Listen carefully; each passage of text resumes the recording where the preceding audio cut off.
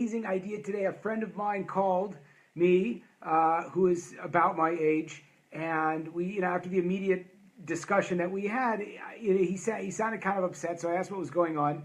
He's got a bunch of kids, been married for a while, and I was like, "So how's it going, man?" And he said, "I just kind of want to leave everything and run away." And it was like kind of awkward a little bit.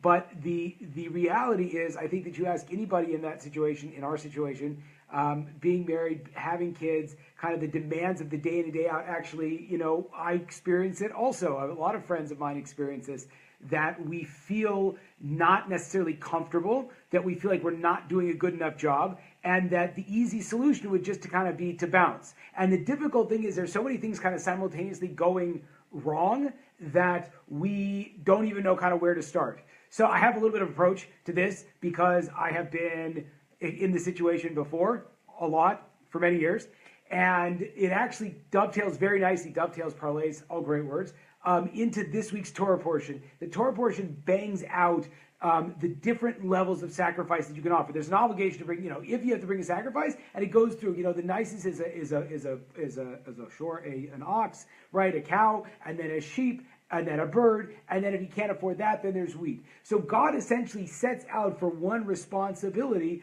4 different levels for you being able to address this. And the idea is that I think is crucial, that a lot of our frustration stems from the fact that we can't be excellent, and that there's this external standard of what it means to have a lot of money, what it means to have a very vibrant relationship, what it means to have a great relationship with your kids, and we're trying to sort of do all of these things at once, which we have to do in life, and as a result of that, we feel like we're not succeeding in any area. And so when you feel like you're not being successful, the only thing, like you're not being successful at life, right? Because there's so many things going on. What you're trying to do is to back out of everything and just sort of run away and to not deal with any of your issues. And so the solution, I think, is the following. First of all, you have to realize that what's excellent at a different time in your life, or when you're singularly focused, right? Like when it was just like you and your wife and all you did was like hang out with each other and all that kind of stuff. But then you like throw even like work, or it's like work and you're trying to do your work, and that's your sole focus. So the definition of excellent has to change, because the ability to show up and the ability to show up in a different way, right, also has to change. And it's very hard, because we want to work for 1 million hours a day. But if you have, like, I have 4 kids, like at the end of the day, you're exhausted, and I wake up 5 a.m. to work out, right? So you just kind of have to get used to the idea of embracing the suck, so to speak, or getting used to the fact that your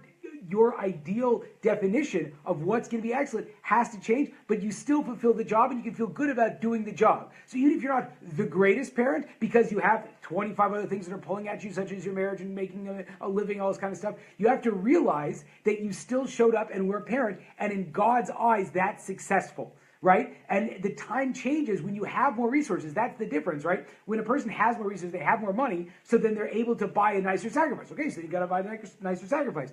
But feeling good about fulfilling your obligation, about showing up and doing the best you can based on what you have to show, right? That's the cure.